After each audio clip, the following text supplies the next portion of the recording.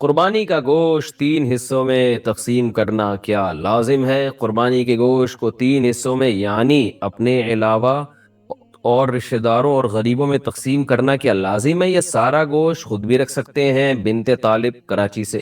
قربانی کا گوشت کیا غیر مسلم کو دے سکتے ہیں؟ قربانی کا گوشت غیر مسلم کو دینا کیسا ہے؟ یہاں اکثر غیر مسلم کے ساتھ کاروبار وغیرہ کے معاملات ہوتے ہیں اور وہ بے تکلفی سے گوشت کا سوال کر دیتے ہیں، اس بارے میں شرعی کیا حکم ہے؟ خالد خان یو پی سے۔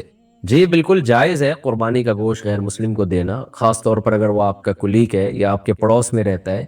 تو قرآن مجید میں اللہ تعالیٰ نے کوئی بھی شخص، کوئی بھی انسان جو آپ کے ساتھ جس کا اٹھنا بیٹھنا ہو، اللہ تعالیٰ نے اس کے ساتھ اچھے سلوک کا حکم دیا ہے۔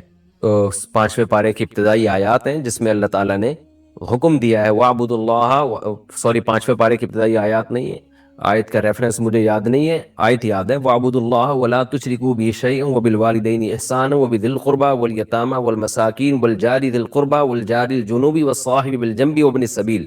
اس میں ہر قسم کے پڑوسی کے اللہ نے حقوق بیان کیے، جو بھی تمہارے ساتھ اٹھتا بیٹھتا ہے، کلاس فیلو ہے، سفر میں تمہارا ساتھی ہے، یا تمہارے گھر کے دیوار کے ساتھ اس کی دیوار لگتی ہے، کوئی بھی شخص جس سے آپ کا کسی بھی قسم کا لنک ہے، تو اللہ نے فرمایا کہ اس کے ساتھ اچھا سلوک کرو۔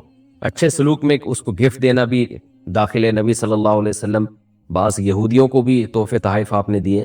قربانی کا گوشت بھی ایسے ہی ہے، آپ کی ملکیت ہے، جس کو چاہیں آپ دیں، اور خاص طور پر کوئی غیر مسلم اگر مانگ رہا ہو تو اس کو تو لازمی دینا چاہیے، کیونکہ پھر ایسی صورت میں نہ دینا یہ بد اخلاقی کے زمرے میں آتا ہے، اور پھر ایک اسلام کا امیج بھی اچھا نہیں جائے گا لوگوں کے سامنے۔ شوہر بیوی کی طرف سے قربانی کرے تو گوشت کس کا ہوگا؟ اگر شوہر بیوی کی طرف سے قربانی کرے تو گوشت کس کی ملکیت ہوگا، شوہر کا یا بیوی کا؟ فرحین کراچی سے۔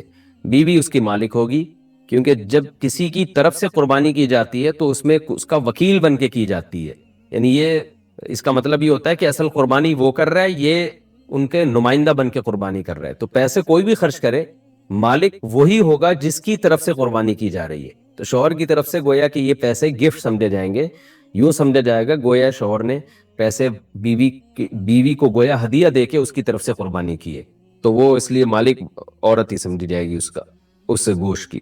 جانور کا سینگ ٹوٹ جائے تو قربانی کا حکم۔ ہم نے قربانی کے لیے بیل خریدا ہے لیکن کسی وجہ سے اس کا ایک سینگ بالکل جڑ سے ٹوٹ چکا ہے، تو کیا اس کی قربانی ہو جائے گی یا نہیں، یا دوسرا جانور خریدنا ہوگا؟ اگر جڑ سے بالکل اکھڑ گیا ہے، ایک تو ہوتا ہے نا ٹوٹ جانا جڑ سے کہ اس کی جڑ باقی ہے اور وہ اگ سکتا ہے دوبارہ، تو قربانی جائز ہے، لیکن اگر بالکل اکھڑ گیا ہے اور اس کا اندر کا مغز نظر آنا شروع ہو جاتا ہے ایسی صورت میں، تو اگر اکھڑ گیا تو پھر اس کی قربانی ٹھیک نہیں ہے، آپ کو دوسرا جانور خریدنا پڑے گا اگر آپ مالدار ہیں۔ دم کٹے ہوئے جانور کی قربانی۔ دم کٹے ہوئے جانور کی قربانی کیسی ہے؟ شبیر احمد۔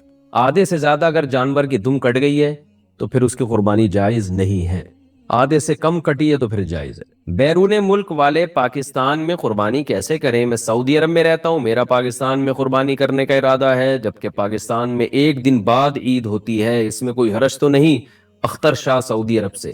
اگر آپ کی قربانی سعودی عرب والے دن کے حساب سے یہاں ہوگی تو پھر قربانی نہیں ہوگی، آپ یہاں عید کا پہلا دن ہوگا اور سعودی عرب میں دوسرا دن ہوگا تو پھر قربانی آپ کی جائز ہے، کیونکہ دونوں جگہ بقرعید ہونا ضروری ہے۔ تو اسی وجہ سے اللہ نے بقرعید کے شاید 3 دن رکھے ہیں، کہ کسی 3 دن میں یہ ہوتا ہے کہ کوئی نہ کوئی دن میچ کر رہا ہوتا ہے کسی دوسرے ملک سے، تو ایسے دن قربانی کریں گے جس دن آپ کے ہاں بھی بقرعید ہو اور یہاں بھی بقرعید ہو۔ تو دوسرا دن اکثر ایسا ہوتا ہے کہ سعودی عرب میں جو دوسرا دن ہے یہاں پہلا دن ہوتا ہے، تو ایسی صورت میں آپ کی قربانی یہاں ہو جائے گی۔ امریکہ والے پاکستان میں پہلے دن قربانی کر سکتے ہیں اگر پاکستان اور امریکہ میں ایک ہی دن عید ہو؟ تو اگر ہم پاکستان میں قربانی کریں تو وہ ہم سے 12 گھنٹے آگے ہے، کیا اس کی وجہ سے ہماری قربانی پر کوئی اثر تو نہیں پڑے گا؟ شہاب اظہار امریکہ سے۔ دونوں جگہ بقرعید ہونا ضروری ہے۔ جب آپ امریکہ میں قربانی کریں گے تو یہاں چونکہ 12 گھنٹے آگے ہے تو یہاں پر 12 گھنٹے بقرعید کو گزرے ہوئے ہو چکے ہوں گے، تو اس لیے یہاں قربانی درست ہوگی۔ لیکن پاکستان والا اگر امریکہ میں قربانی کرے گا تو پھر یہ ضروری ہے کہ وہ 12 گھنٹے گزار کے کرے، کیونکہ یہاں قربانی ہے اور ابھی امریکہ میں صبح صادق ہی نہیں ہوئی ہے، تو پھر قربانی نہیں ہوگی۔ تو ایسا ٹائم پہ قربانی ہوگی کہ دونوں جگہ بقرعید داخل ہو چکی ہو، پھر قربانی درست ہو جائے گی۔ قربانی کا گوشت 3 حصوں میں تقسیم کرنا کیا لازم ہے؟ قربانی کے گوشت کو 3 حصوں میں یعنی اپنے علاوہ اور رشتہ داروں اور غریبوں میں تقسیم کرنا کیا لازم ہے؟ یہ سارا گوشت خود بھی رکھ سکتے ہیں؟ بنت طالب کراچی سے۔ 3 حصوں میں تقسیم کرنا لازمی نہیں ہے، بہتر ہے، افضل ہے، سنت ہے۔ قرآن نے کہا ہے کہ کلو منہا واطعم البائس الفقیر، خود بھی کھاؤ اور فقیروں کو بھی کھلاؤ۔ تو اس لیے قرآن کا حکم ہے بہرحال، تو ایک بہت تاکیدی چیز ہے کہ قربانی کا گوشت خود بھی کھانا چاہیے اور کھلانا بھی چاہیے۔ تو البتہ یہ ضرور ہے، یہ جو فقہا بیان کرتے ہیں 3 حصے، تو یہ 3 حصے ان کے لیے بیان کرتے ہیں کہ ایک حصہ غریبوں کو، ایک حصہ رشتہ داروں کو۔ تو رشتہ داروں سے مراد جو غریب رشتہ دار ہیں ان کے لیے۔ تو اگر آپ کے سارے رشتہ دار مالدار ہیں، یہ سب قربانی کر رہے ہیں، تو پھر ضرورت نہیں ہے ان کے لیے، بلکہ ایک حصہ 1/3 حصہ آپ صدقہ کر دیں۔ اور اگر آپ خود غریب ہیں تو پھر فقہا نے بیان کیا ہے پھر سارا خود رکھ لینا ہی افضل ہے، کیونکہ اپنے بچوں کا حق دوسروں سے بہرحال زیادہ ہے۔ وہ بعض ایسے غریب پائے جاتے ہیں جن کے بچوں کو پورے سال گوشت کھانے کو نہیں ملتا، بیچارے سبزیاں کھا رہے ہوتے ہیں پورے سال اور وہ بھی صحیح طرح نہیں ملتا ان کو کھانے کو۔ تو اگر کوئی ایسا غریب آدمی جس کے بچوں کو پورے سال گوشت کھانے کو نہ ملے، بیوی بچوں کو، اس کے اقربا کو، تو وہ قربانی کا گوشت اگر سارا کا سارا خود رکھ لیتا ہے تاکہ کچھ دن تک ہم گوشت سے لطف اندوز ہو سکیں، گوشت کھا سکیں، تو یہ بھی ٹھیک ہے غریب آدمی کے لیے، بلکہ یہ زیادہ بہتر ہے، کیونکہ بہرحال اپنے بچوں کا حق وہ بھی تو غریب ہی ہے نا، اپنے خود آدمی غریب ہے تو اس کے بچے بھی غریب ہی کہلائیں گے، تو اپنے غریب بچوں کا حق یہ دوسروں سے اسلام میں زیادہ ہے۔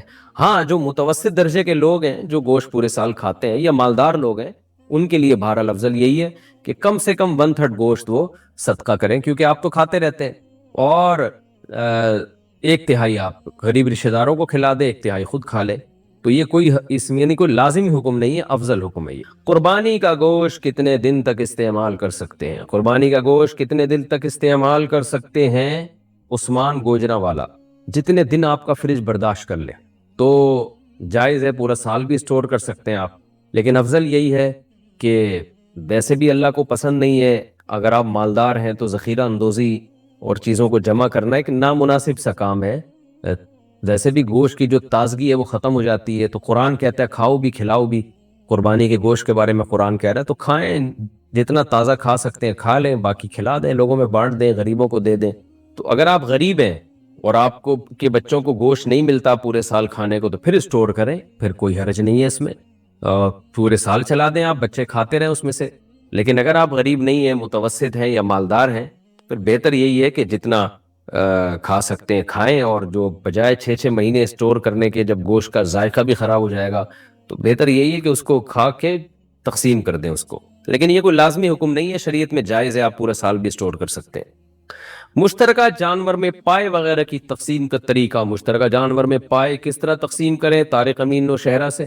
پائے جو دیکھیں، ہر آدمی پائے میں دلچسپی نہیں لیتا، تو جس کو پائے چاہیے اس کو پائے دے دیں، جس کو پائے نہیں چاہیے تو اس کو نہیں دیں، اور اگر سبھی کو پائے چاہیے تو قرآن اندازی کر لیں، جو پائے یعنی جس کا نام قرآن اندازی میں آ جائے، جو پائے اس کو دے دیں، جو پائے نہ پائے اس کو نہ دیں پائے، اور اس کو پائے کے بدلے کچھ اور دے دیں۔ تو امید ہے انسان کا بچہ ہوگا تو سمجھ جائے گا، تو نہیں سمجھے گا تو پھر اس کو بولیں کہ اسی پائے سے اس کو جو ہے نا ٹھکائی لگائیں، کہ اور 7 آدمی ہے تو 4 پائے ہم ڈیوائیڈ کیسے کریں اس میں، تو ظاہر قرآن اندازی ہی ہوگی، اس کے علاوہ تو اور کوئی طریقہ نہیں بنتا ہے۔ تو اس کو بولیں یار جس کا نام نہیں آ رہا نا پائے میں، اس کو بولیں کہ اس کے بدلے کچھ اور لے لو، کلیجی لے لو۔ اچھا بھائی، لیکن یہ خوب اچھی طرح ذہن میں رکھیں کہ قربانی کے جانور کے 7 حصوں میں 7 میں کلیجی ملا دینی چاہیے تھوڑی تھوڑی، یا پائے ملا دینے چاہیے 4 میں، 4 میں پائے 3 میں کلیجی ملا دیں، تاکہ وہ سود کے مسائل سے بچت لازم ہو۔ وہ میں اس پر میں کلپ اپلوڈ کرا چکا ہوں، میرا جو دوسرا چینل ہے مفتی طارق مسعود اسپیچز، اس پر میں تفصیل سے یہ بیان کر چکا ہوں کہ قربانی کے گوشت کو اندازے سے تقسیم کرنا یا کلیجی ملائے بغیر تقسیم کرنے میں سود کے مسائل کھڑے ہو سکتے ہیں، وہ ڈیٹیل میں وہاں آپ یہ کلپ سن سکتے ہیں۔ قربانی کی کھال کا کیا کریں، کس کو دیں؟ قربانی کے بعد چمڑے کے مصارف کیا ہیں؟ رحیم الدین متحدہ عرب امارات سے۔ دیکھیں، جس آدمی نے جانور قربان کیا ہے، جس کی گائے ہے، یا جو 7 آدمی شریک ہیں، ان میں سے کوئی بھی جانور کی کھال استعمال کر سکتا ہے اگر وہ استعمال میں لانا چاہے، یعنی اس کی جائے نماز بنا لے، اس کو سکھا کے کچھ بھی بنا لے، کوئی بھی چیز بنا کے استعمال کرے۔ لیکن اگر اس کھال کو بیچ دیا تو اس کی قیمت نہیں استعمال کی جا سکتی، اس قیمت کو پھر صدقہ کرنا پڑے گا۔ تو اسی وجہ سے چونکہ اب لوگ قربانی کی کھال ہمارے یہاں استعمال کرنے کا معمول نہیں ہے، لوگوں کو پتہ ہی نہیں کہ اس کا کریں کیا، تو لوگ پھر بیچ تو سکتے نہیں ہے شرعن، بیچا تو قیمت صدقہ کرنی پڑے گی، تو اس لیے پھر لوگ کیا کرتے ہیں، ڈائریکٹ کھال ہی صدقہ کر دیتے ہیں۔ تو اس لیے کھال بھی صدقہ کی جا سکتی ہے، کھال بیچ کے قیمت بھی صدقہ کی جا سکتی ہے، تو اور صدقہ اسی کو دیا جائے گا جو زکوٰۃ کا مستحق ہے۔ تو کھال کے مستحقین وہی ہوتے ہیں جو زکوٰۃ کے مستحقین ہیں۔ پھر وہ جس غریب کو آپ دیں وہ جو چاہے کرے اس کھال کے ساتھ، وہ بیچ کے پیسے کھا لے یا اس کھال کو استعمال کر لے، تو وہ اس کی مرضی ہے۔ تکبیرات تشریق کس پر واجب ہیں؟ تکبیرات تشریق سب پر واجب ہیں یا صرف شہر والوں پر؟ اگر دیہات والے پڑھنے کا اہتمام کریں تو کیا یہ صحیح ہوگا؟ امام ابو حنیفہ کے نزدیک تو صرف شہر والوں پر تکبیرات تشریق واجب ہیں، اور بھی مزید شرائط ہیں ان کے، لیکن صاحبین کے نزدیک مرد پر عورت پر جماعت سے نماز پڑھے یا انفرادی نماز پڑھے، شہر میں رہتے ہوں یا گاؤں میں رہتے ہوں، سب پر واجب ہے، اور فتویٰ اس میں صاحبین کے قول پر ہے۔ تو اس لیے جو بھی عاقل بالغ ہے، چاہے مرد ہو یا عورت، تو 9 ذی الحجہ سے لے کے 13 ذی الحجہ، 9 ذی الحجہ کی فجر سے لے کے 13 ذی الحجہ کی عصر تک سب پر لازم ہے کہ نماز کے بعد، فرض نماز کے بعد، اللہ اکبر لا الہ الا اللہ اللہ اکبر وللہ الحمد، یہ ایک مرتبہ زور سے پڑھیں۔ عورتیں آہستہ پڑھیں گی، مرد بلند آواز سے پڑھیں گے۔ ایام والی عورت تکبیرات تشریق پڑھ سکتی ہے؟ کیا عید الاضحیٰ کے دنوں میں ایام والی عورت تکبیرات تشریق پڑھ سکتی ہے؟ ابو عمار سعودی عرب سے۔ نمازوں کے بعد جو تکبیرات پڑھی جاتی ہیں وہ تو ایام والی عورت اس لیے نہیں پڑھے گی کیونکہ وہ تو نماز ہی نہیں پڑھتی، کیونکہ فرض نماز کے تابع ہیں یہ تکبیرات، لیکن جو ویسے ان ذی الحجہ کے ایام میں تکبیر کا حکم ہے کہ بار بار اللہ اکبر لا الہ الا اللہ اللہ پڑھنا چاہیے، تکبیرات پڑھنی چاہیے، تو وہ حائضہ عورتیں بھی اس میں داخل ہیں، وہ اس کا نمازوں سے تعلق نہیں ہے، تو وہ سب پڑھیں، عورتیں بھی مرد بھی۔ قربانی کس شخص پر واجب ہے؟ قربانی کس پر واجب ہے، اس کے نصاب کے بارے میں تفصیل سے بتا دیں۔ آصف صاحب کشمیر سے۔ جناب آصف صاحب، قربانی کے نصاب میں 5 چیزیں دیکھی جائیں گی، 5، یہ خوب اچھی طرح دماغ میں بٹھا لیں، اور یہ 5 چیزیں کس دن دیکھی جائیں گی؟ بقرعید کی صبح صادق، یعنی 10 ذی الحجہ کی صبح صادق سے لے کر 12 ذی الحجہ کے غروب آفتاب، یعنی یہ جو 3 دن ہے نا قربانی کے، 10 11 12، ان 3 دنوں میں کوئی شخص صاحب نصاب ہو تو اس پر قربانی واجب۔ صاحب نصاب کا مطلب کیا ہے یہاں پر قربانی پر خوب سمجھ لیں، سونا ہو کسی کے پاس، یا چاندی ہو، یا مال تجارت ہو۔ تجارتی مال کا مطلب وہ چیز جو بیچنے کی نیت سے خریدی ہو، کوئی پراپرٹی ہے بیچنے کے لیے خریدی، دکاندار کا جو جتنا سامان دکان میں پڑا ہوتا ہے سب بیچنے کے لیے خریدا ہوتا ہے، کوئی کپڑا آپ نے خریدا تھا، خریدتے ہوئے بیچنے کی نیت تھی، تو یہ تجارتی مال کہلاتا ہے۔ چوتھی چیز ہے نقد رقم، کیش، یعنی جو بھی آپ کے پاس بینک میں یا جیب میں جو کیش اماؤنٹ پڑا ہوتا ہے، یہ 4 چیزیں ہو گئی۔ 5ویں چیز ہے ضرورت سے زائد سامان۔ ضرورت سے زائد سامان میں بہت تفصیل ہے، آسان اس کی ایک جو ہم اگر ضبط کر سکتے ہیں تو وہ چیز جو پورے سال بھی استعمال نہ ہوتی ہو، گھریلو چیزوں میں وہ چیزیں جو پورے سال بھی استعمال نہ ہوتی ہو، جیسے کپڑے کوئی یا برتن ہے، ڈنر سیٹ ہے، پورے سال استعمال نہیں آتا۔ اسی طرح کوئی پراپرٹی پڑی ہوئی ہے جو نہ کرائے پر دی ہے آپ نے اور نہ آپ اس میں رہتے ہیں، وہ پراپرٹی بھی ضرورت سے زائد میں داخل ہے۔ تو یہ جو 5 چیزیں ہیں، کسی کے پاس یہ 5 چیزیں، ان کی جو ویلیو لگائی جائے گی تو ان 5 چیزوں کا مجموعہ اگر 52.5 تولہ چاندی کے برابر ہے، 52.5 تولہ چاندی آج کل 65-70 ہزار کے لگ بھگ ہے، نیٹ پہ سرچ کر لیے گا، تو کسی کے پاس یہ 5 چیزیں یا 5 میں سے 4 چیزیں یا 4 میں سے 3 چیزیں یا 3 میں سے 2 چیزیں یا کوئی ایک چیز 52.5 تولہ چاندی کے برابر ہے، اور یہ بقرعید کی صبح صادق سے لے کر ذی الحجہ کی 12 تاریخ کی غروب آفتاب سے پہلے تک رہتی ہے اس کے پاس، تو ایسے شخص پر، یعنی بقرعید کی صبح صادق کے وقت اس کے پاس یہ نصاب موجود تھا اور یہ 13 تاریخ کی ذی الحجہ تک اس کے پاس یہ نصاب موجود رہتا ہے، تو وہ صاحب نصاب کہلائے گا۔ 13 تاریخ نہیں، 12 تاریخ، 10 11 12 3 دن، تو وہ صاحب نصاب کہلائے گا اور اس پر قربانی واجب ہے، بشرطے کہ یہ جو 5 چیزیں یا 4 یا 3 یا 2 چیزیں میں نے بتائی ہیں، ان میں سے سب سے پہلے قرضہ مائنس کیا جائے گا، یعنی قرضہ مائنس کر کے 52.5 تولہ چاندی کے برابر بن رہا ہو۔ اسی طرح گیس بجلی کا بل جو ان کے اوپر لازم ہے وہ بھی اس میں سے، یا جو مہینے کا راشن آئے گا وہ بھی مائنس کیا جائے گا، جو گھر کا ضروری راشن ہوتا ہے نا وہ بھی مائنس کیا جائے گا۔ مائنس کرنے کے بعد اگر 52.5 تولہ چاندی کے برابر رقم بچ رہی ہے تو ایسے شخص پر قربانی واجب ہے، اور چاہے مرد ہو چاہے عورت ہو۔ تو عورت کیسے قربانی کرے گی؟ سونا خواتین کے پاس بہت ہوتا ہے، چاندی ہوتی ہے، چاندی نہیں بھی ہو تو سونے کے نصاب جو ہے اس کے ساتھ اگر 1 روپیہ بھی ہے تو وہ بھی 52.5 تولے چاندی کی قیمت دیکھی جائے گی اس میں بھی۔ تو عورت کیسے قربانی کرے گی؟ اس کے پاس تو کیش نہیں ہوتے عام طور پہ، تو پورے سال جمع کرے، تھوڑے تھوڑے اپنی جیب خرچی سے بچایا کرے یا سونا کو بیچ کر کرے۔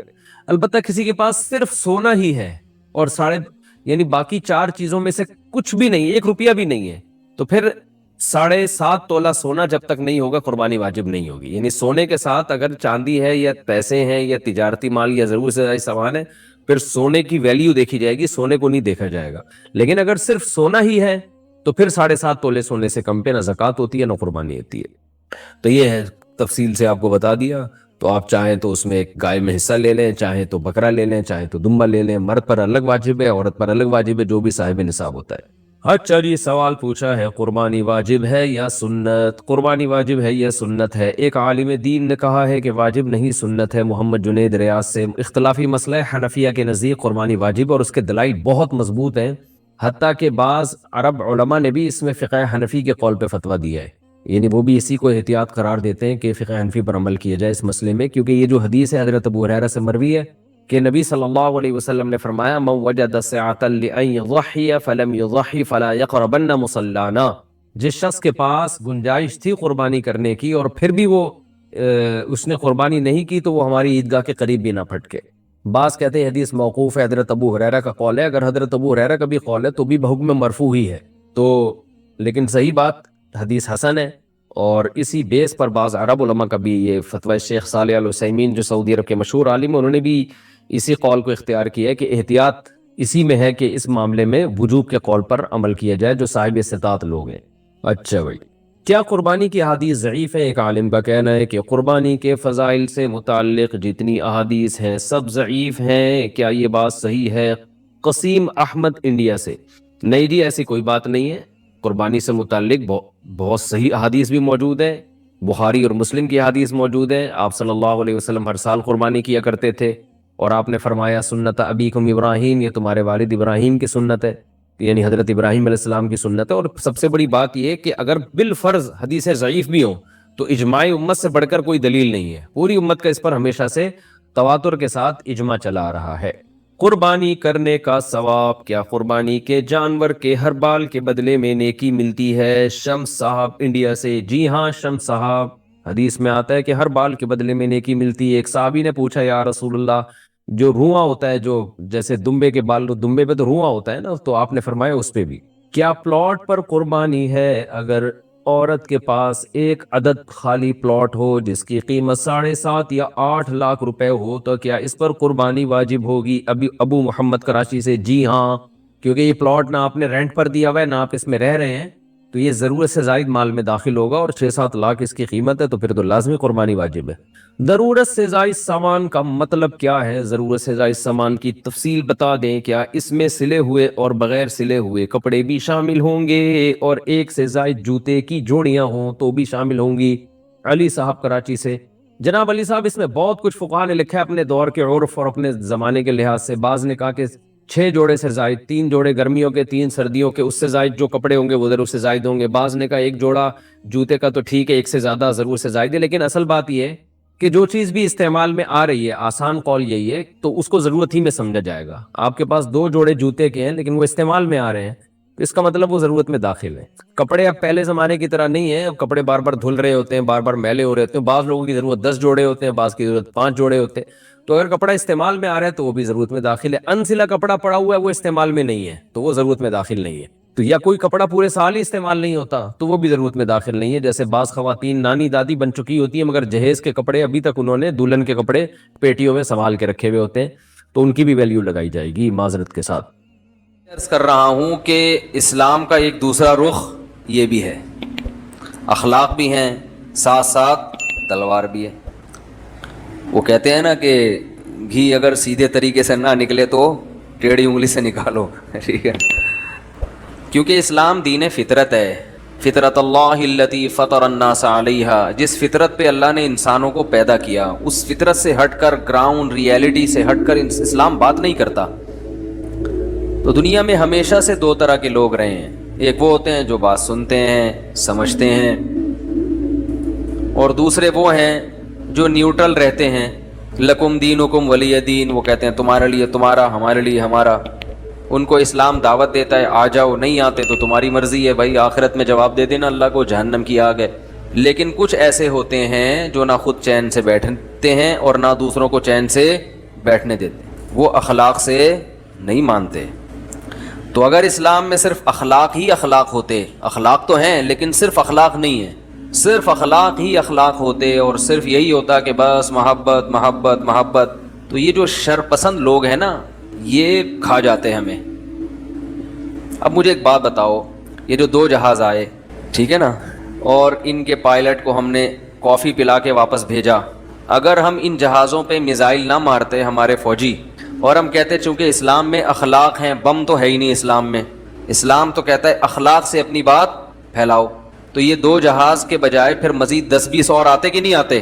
اور پھر ہر دوسرے تیسرے دن کوئی نہ کوئی بم ہم پہ، بولو نا بھائی، گر رہا ہوتا، کوئی بم برس رہا ہوتا۔ آپ خود ہی بول لیا کریں تاکہ مجھے یہ نہ بولنا پڑے کہ بولو نا بھائی، میں خود اس سے اب جان چھڑا رہا ہوں، یہ بہت زیادہ زبان پہ آ گیا، بولو نا بھائی بولو نا بھائی، تو خود ہی بول لیا کریں۔ لوگ سمجھتے ہیں کہ پبلک سامنے بیٹھی ہوئی نہیں ہے، حالانکہ پبلک بیٹھی ہوئی ہے، ہم یہ کیمرہ گھمائیں گے تو دوبارہ 1 گھنٹہ لگے گا اس کو سیٹ کرنے میں ہمارے پاس ایک ہی کیمرہ ہے، تو کوشش کریں گے دوسرا بھی لگا دیں تاکہ کبھی کبھی پبلک بھی دکھا دیا کریں۔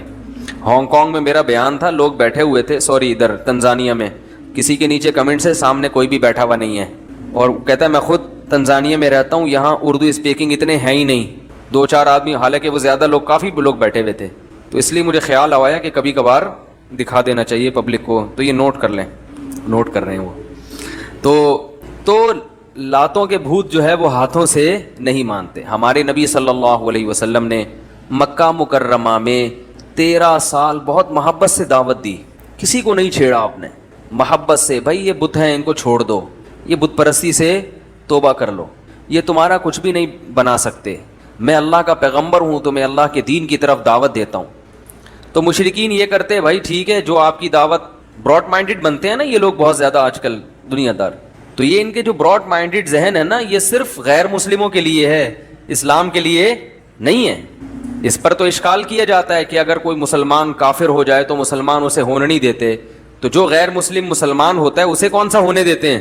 ابھی کل ایک شخص آئے نا یہاں بیٹھے ہوئے ہیں، وہ بوہری سے مسلمان ہوئے، کہتے تھے آپ کا بیان سنتا تھا، اللہ نے توفیق دی، الحمدللہ مسلمان ہو گئے، تو کہہ رہے میں نے کافی عرصے سے اپنے اسلام کو گھر میں چھپایا ہوا ہے، کل آئے تھے، ملاقات کی تھی، لوگوں نے بھی دیکھا ہوگا، تو کہہ رہے میں چھپ کے روزے رکھ رہا ہوں، چھپ کے نمازیں پڑھتا ہوں، حالانکہ جوان آدمی، تو بھائی براڈ مائنڈڈ بنتے ہو تو جس نے کو اسلام سمجھ میں آ رہا ہے اس کو اسلام فالو کرنے دو، وہ کوئی آپ کو تھوڑی گن پوائنٹ پہ کہہ رہے کہ آپ بھی مسلمان ہو جاؤ، وہ کہہ رہے ابا اماں سے، بہن بھائیوں سے، ٹھیک ہے تم نہیں مانتے تو نہ مانو، مجھے اس طریقے پہ چلنے دو، لیکن اس کو چلنے بولو بھائی نہیں دیں گے۔ ہندو اسلام قبول کرتا ہے، نہیں کرنے دیتے اس کو، تو خود تو اپنے غلط نظریات زبردستی تھوپے ہوئے ہیں، اور اسلام اگر حق کی بات کے دفاع کے لیے تلوار کی بات کرتا ہے، مجبوری میں ایک تلوار کی بات کرتا ہے، اسلام میں پہلے تو دعوت ہے، شرافت سے کرو بھائی، تو اس میں اگر تلوار کی بات کرتا ہے تو اس کو لوگ کیا کہتے ہیں کہ یہ مسلمان کس سے اسلام پھیلا رہے ہیں؟ تلوار سے، حالانکہ وہ آخری درجہ ہے۔ پہل کس نے کی تھی؟ انڈیا نے 2 جہاز بھیجے تھے نا، تو محبت ہم نے تو پھر بھی چائے پلا کے واپس کیا اس کو۔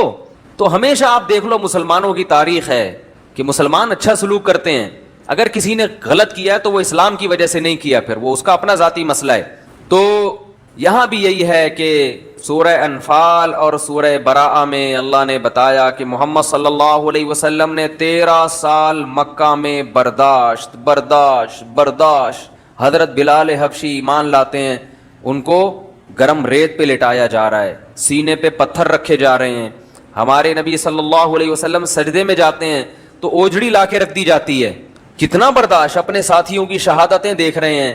خباب ابن ارت رضی اللہ تعالی عنہ نبی کے پاس آئے، عرض کیا یا رسول اللہ الا تستنصر لنا، اللہ سے مدد کیوں طلب نہیں کرتے؟ نبی صلی اللہ علیہ وسلم بیت اللہ کے غلاف سے تکیہ لگا کے لیٹے ہوئے تھے بیت اللہ کی چھاؤں میں، خباب ابن ارت آئے، یا رسول اللہ آپ اللہ سے مدد کیوں نہیں طلب کرتے؟ تنگ آ گئے نا پریشانی سے، ان کا جو مالک تھا ان کو گرم کوئلوں پہ لٹاتا تھا، گرم کوئلوں پہ، تصور تو کرو، کیسی آزمائش. اور آج ہم ذرا سی آزمائش برداشت نہیں کرتے دین کے لیے. ہم چاہتے ہیں دین پہ چلیں گے جب بیوی بھی خوش رہے, ابا بھی خوش رہے, اماں بھی خوش رہے, بچے بھی خوش رہے, اور تنخواہ بھی پوری ملتی رہے, اور محلے میں عزت بھی ہوتی رہے. پھر اگر تھوڑا بہت دین فالو کر سکتے ہیں تو ٹھیک ہے. جہاں تھوڑی سی آزمائش آئے تو دین گیا, بولو, وہ خود ہی ختم ہو جاتا ہے سارا دن. تو خباب ابن ارت آئے, یا رسول اللہ, کیا حال ہو گیا تھا کمر کا. حضرت عمر نے جب آپ کی کمر دیکھی نا اپنے دور خلافت میں, حضرت عمر بڑا خیال کرتے تھے کہ جن لوگوں نے اسلام کے شروع میں قربانیاں دی ہیں نا, ان کو بہت عزت دیتے تھے حضرت عمر, اور ان کا وظیفہ بیت المال سے زیادہ باندھا تھا. فرق یہ کیا تھا, جو پہلے ایمان لایا اس کا وظیفہ زیادہ.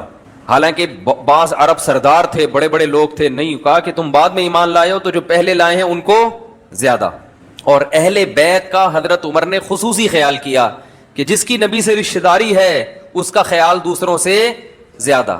تو آج اہل بیت کے عاشقین سب سے زیادہ برا کس کو کہتے ہیں؟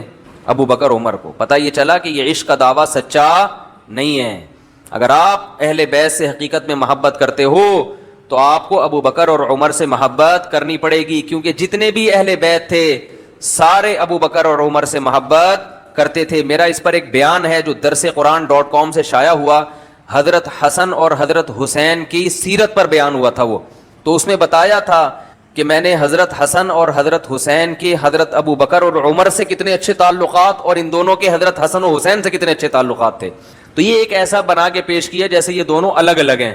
تو حضرت عمر اہل بیت کا خیال کرتے. اور خباب ابن ارت کی جب کمر دیکھی انہوں نے فرمایا, اللہ کی قسم ایسی کمر میں نے کسی کے نہیں دیکھی. بعض صحابہ ایسے تھے جنہوں نے میدان جہاد میں اتنے زخم کھائے ہیں کہ ان کی کمر میں کھڈے پڑے ہوئے تھے. عروہ بن عبداللہ ابن زبیر, حضرت زبیر ابن عوام نبی کے پھوپھیزاد بھائی اور 10 مبشرہ میں سے, جن کو جنت میں, دنیا میں جنت کی بشارت تھی. یہ جو تھے, اب ظاہر ہے جنگیں لڑی ہیں مسلمانوں نے, تو ان کی اتنی جنگیں لڑی ہیں, اتنے زخم لگے ان کے تلوار میں, ان کی کمر میں. عبداللہ ابن زبیر ابن عوام کے بیٹے, اب زبیر ابن عوام بھی شہید ہوئے تھے, وہ بھی بڑے مجاہد تھے, اور ان کے بیٹے تھے عبداللہ ابن زبیر. تو وہ بھی اتنی جنگیں لڑی ہیں کہ ان کے بیٹے عروہ کہتے ہیں کہ میں اپنے والد کی کمر میں کھڈے جو پڑے ہوئے تھے نا, ان میں انگلیاں ڈال کے کھیلتا تھا میں, اتنے بڑے بڑے زخم تھے, کھڈے تھے. تو یہ جو اسلام کی بقا ہوئی ہے نا, یہ جلیبیاں کھا کے, بولو بھائی, نہیں ہوئی ہے. اس کے لیے اسلاف کی بڑی قربانیاں ہیں, بڑی قربانی ہے. آج ایک نیوی کے بڑے آفیسر آئے, اس میں SSG کمانڈو ہوتے ہیں نا, وہ بتا رہے تھے کہ حضرت عمر رضی اللہ تعالی عنہ کا ایک پورا, میں نے بھی دیکھا ہے فوج میں, وہ ایک ان کا جو فوجیوں کے نام انہوں نے خط لکھا تھا نا, وہ آرمی میں بھی اور نیوی میں بھی وہ لکھا ہوا ہوتا ہے. اس میں کیا الفاظ ہیں کہ تم طاقت کی بنا پر دشمن سے نہیں لڑ سکتے, دشمن ہمیشہ تم سے تعداد میں اور اسلحے میں زیادہ, تو تم لڑو گے تقوی کی بنیاد پر, لہذا اللہ کی نافرمانی سے بچنا. تو مسلمان ہمیشہ کمزور رہے ہیں اور دشمن ہمیشہ طاقتور. آج بھی دیکھ لو نا, اکثر انڈیا پاکستان کی جنگ ہوتی ہے, طاقتور کون ہے؟ انڈیا. کیا خیال ہے؟ تو لیکن مسلمان پھر بھی الحمدللہ اپنا دفاع کمزور ہو کے کر رہے ہیں, اس لیے کہ جو جذبہ ہے, جو جذبہ ہمارے اندر ہے, وہ جذبہ وہاں شاٹ, یہاں شہادت کا جذبہ ہے, وہاں شہادت کا صرف لفظ مسلمانوں سے ادھار لے لیا انہوں نے, شہادت کا مفہوم اور مطلب وہ جانتے ہی نہیں ہیں. بتوں کے لیے لڑنے والا کیسے شہید ہوگا بھائی, ہے بھائی؟ وہ جو فوجی آئے تھے نا آج, SSG کمانڈو تھے, وہ کہنے لگے, میں نے کہا آپ جب آپریشن کے لیے جاتے ہو روزہ رکھتے ہو؟ انہوں نے کہا میں تو لازمی رکھتا ہوں, باقیوں کا پتہ نہیں. میں نے کہا, کہہ رہے ہیں اگر شہید ہو گئے تو کم از کم روزے میں تو ہو. تو بعض فوجیوں کے ایسے اچھے جذبات نہیں ہیں, فوج میں سارے غلط نہیں ہیں. تو خیر, مکہ میں رسول اللہ صلی اللہ علیہ وسلم نے برداشت برداشت برداشت, صبر, قرآن میں بھی آیتیں آئیں, وَإِن تَعْفُوا وَتَصْفَحُوا, درگزر سے کام لو, چشم پوشی سے کام لو, برداشت کرو, صبر کرو. اوجڑی لا کے رکھی جا رہی ہے کمر مبارک پر, اور حکم دیا صبر صبر صبر صبر. 13 سال ہو گئے, آپ صلی اللہ علیہ وسلم نے اپنے صحابی ساتھیوں کو صبر کے علاوہ کسی اور چیز کی تلقین نہیں کی. یہ میں پس منظر بتا رہا ہوں نا, پھر یہ سمجھ میں آئیں گی آیتیں. تو خباب ابن ارت آئے, یا رسول اللہ, اللہ سے مدد طلب کریں, ہم پریشان ہو گئے ہیں, کوئلوں پہ لٹایا جا رہا ہے. آپ نے فرمایا کہ تم سے پہلی امتوں کو اس سے بھی زیادہ ستایا گیا ہے, اس سے بھی زیادہ ستایا گیا ہے, لیکن تم جلدی کر رہے ہو. اور فرمایا اللہ کی مدد ایسی آئے گی کہ صنعاء سے حضر موت تک کوئی عورت زیور سے آراستہ ہو کر چلے گی, کوئی اس کی طرف آنکھ اٹھا کر نہیں دیکھا گیا. ایسا امن قائم ہونے والا ہے. وَالذِّئْبَ عَلَىٰ غَنَمِي, اور ایسا زمین پہ امن قائم ہوگا کہ چرواہے کو بھیڑیے کا خوف نہیں ہوگا کہ وہ اس کی بکریوں کو کھا جائے. جانوروں میں بھی اللہ ایسے رحم ڈال دیں گے. تو وہی ہوا. پھر مکہ سے جب آپ نے ہجرت کی ہے, جب ہجرت کر کے مدینہ آئے تو معاشی لحاظ سے حالت خراب. تو پھر چونکہ مکہ والوں سے کوئی ایگریمنٹ تو تھا نہیں, یہ میں تھوڑی سی ہسٹری بتا رہا ہوں نا جہاد کی, اسلام میں جہاد کی ہسٹری کیا ہے. تو مکہ والوں سے کسی قسم کا کوئی ایگریمنٹ تھا نہیں, بلکہ مکہ والوں نے نبی کے قتل کا پروگرام بنا لیا تھا. آپ صلی اللہ علیہ وسلم نے اس وقت بھی تمام امانتیں سپرد کی حضرت علی کو. دیکھو کیسا امانت سکھائی ہے کہ آپ جس دشمن قوم سے جو آپ کے قتل کے در پہ ہے, اس قوم کی بھی امانت میں خیانت. بتاؤ آج مسلمان معاملات میں ایسے ہیں, آج تو کہتے ہیں یار یہ میرا لگتا کیا ہے, کھا جا, ادھر سے بھی کھا جا, ادھر سے بھی کھا جا, ادھر سے بھی کھا جا. یہ وہ چیز ہے جو آج بعض غیر مسلموں میں آپ کو ملتی ہے. تو مسلمان تو اس سے بھی زیادہ امانت میں ہوشیار ہونا چاہیے, اس میں خیانت نہیں کرنی ہے, چاہے دشمنی ہے جو بھی ہے, ایگریمنٹ ہے. تو آپ صلی اللہ علیہ وسلم نے حضرت علی کو لٹا دی اپنے بستر پہ اور امانتیں دے دی اور خود تشریف لے گئے. اور وہ قتل کے در پہ تھے کہ بھائی روز روز کی چک چک سے بہتر ہے ایک دفعہ سارے قبائل مل کے قتل کر دو. سارے قبائل مل کے قتل کریں گے تو کیس کسی ایک قبیلے پہ نہیں بنے گا نا بھائی. عرب میں رشتہ داریاں بڑی مضبوط ہوتی تھیں, تو یہ قتل اس لیے نہیں کر پا رہے تھے اب تک کہ اگر محمد صلی اللہ علیہ وسلم کو قتل کر دیا تو آپ کا قبیلہ اگرچہ مشرک ہے مگر وہ اپنے خاندان کا قتل برداشت نہیں کرے گا, اٹھ کھڑا ہوگا. جن قوموں میں ایسی غیرت ہوتی ہے ان میں قتل و غارت کم. آج بھائی پٹتا ہے, دوسرا بھائی کہتا ہے چھوڑ تیرا مسئلہ ہے, میں نے کیا کرنا ہے, کچھ ہلتے ہی نہیں ہے یار. ایک بھائی پٹ رہا ہے, دوسرا کہہ رہا ہے چلو یار آئندہ ایسی حرکت نہیں کرنا, ہوئے میں نے تجھے کہا تھا نا پٹے گا. بس بھائی تمہارا بھائی ہے. پہلے زمانے میں بھائی کی کثرت جو ہے نا, خاندان میں مردوں کی کثرت, چچا زاد بھائی, پھوپھی زاد بھائی, اس سے انسان مضبوط ہوتا تھا. آج مضبوط کیونکہ ساتھ ہی نہیں دیتے, ہر آدمی اپنے اخپل طریقے سے زندگی گزار رہا ہے. تو عرب ڈرتے تھے کہ بھائی ٹھیک ہے ان کے رشتہ دار ان پر ایمان تو نہیں لے کر آئے مگر قریشی ہیں, اپنے خاندان کے فرد کا قتل برداشت نہیں کریں گے تو قریشی ہمارے خلاف اٹھ کھڑے ہوں گے. تو صرف قوم اور یعنی قومیت کی بنیاد پہ بھی وہ ساتھ دیا کرتے تھے. تو اب سوچا انہوں نے کہ ساری قومیں, ہر قبیلہ مل کے جب قتل کرے گا تو کس کس سے لڑیں گے بھائی. تو سب نے مل کے معاہدہ کیا اور نبی صلی اللہ علیہ وسلم کے قتل کا پروگرام بنایا. اللہ تعالیٰ نے ان کی آنکھوں کو اندھا کیا, آپ صلی اللہ علیہ وسلم بچ نکلنے میں کامیاب ہوئے اور مدینہ کی طرف آپ صلی اللہ علیہ وسلم نے ہجرت کی. پھر وہ لمبا واقعہ ہے, مدینہ پہنچ کے آپ کا بڑا زبردست, کیونکہ وہاں سب لوگ ایمان لے آئے تھے, بڑا زبردست استقبال ہوا آپ صلی اللہ علیہ وسلم کا. پھر آپ نے پہلی بڑی لڑائی ہوئی ہے اسلام میں غزوہ بدر, اس سے پہلے کوئی لڑائی نہیں ہوئی. وہ لڑائی ایسے ہوئی ہے کہ چونکہ کوئی ایگریمنٹ تو تھا نہیں, مکہ ایک الگ ریاست, مدینہ ایک الگ ریاست. جب دو ملکوں میں کسی قسم کا کوئی ایگریمنٹ نہیں ہوتا تو پوری دنیا کا آج بھی یہ قانون ہے کہ دونوں کے لیے ایک دوسرے کا خون حلال ہوتا ہے کہ بھائی تم اگر ادھر آئے تو ہم تم پہ, جیسے آپ آج اگر بغیر کسی ویزے اور پاسپورٹ کے کسی یورپ میں ہجرت کر کے چلے جائیں تو بارڈر پہ گولی مار دیتے ہیں نا. کیا ہو گیا, کوئی انڈین اگر بغیر پاسپورٹ ویزے کے پاکستانی بارڈر پہ پکڑا جائے تو آرمی کو حق ہے کہ گولی مار دے, یہاں کا بندہ وہاں جائے تو ان کو حق ہے نہ مارے, ایک الگ بات ہے, مارنی چاہیے نہیں چاہیے یہ الگ بات ہے. لیکن پوری دنیا میں ایک لا ہے کہ بغیر ایگریمنٹ کے اگر کوئی ادھر سے ادھر گیا تو ہم ذمہ دار نہیں ہیں. تو وہ اس وقت بھی ایسے تھا. تو مکہ والوں سے کوئی ایگریمنٹ نہیں تھا بلکہ باقاعدہ لڑائی تھی. تو ایک قافلہ آ رہا تھا شام کے راستے, سمندر کے راستے, مدینہ کے قریب سے گزرتے ہوئے اس نے جانا تھا مکہ. تو آپ صلی اللہ علیہ وسلم نے صحابہ کے ساتھ مل کے پروگرام بنایا کہ اس لشکر پہ شب خون مارتے ہیں اور یہاں سے جتنا بھی ان کا جو بھی تجارتی سامان ہے وہ ہم اپنے قبضے میں لے لیتے ہیں, کیونکہ ہماری جو معاشی بدحالی آئی ہے وہ کس کی وجہ سے آئی ہے, ان کی, اور ہمارا کوئی ایگریمنٹ بھی ان سے نہیں ہے. تو یہ بالکل پوری دنیا میں اجازت تھی اس کی کہ یہ کر سکتے ہیں. تو اب چونکہ بہت تھوڑے یعنی شب خون مارنا تھا, گوریلا وار تھی کہ بھائی ایک حملہ کریں گے اور جو آٹا دال بوری جو ملا اٹھا کے لے آئیں گے. تو اس کے لیے بڑی فوج کی ضرورت نہیں تھی, لیکن اللہ کو کچھ اور منظور تھا.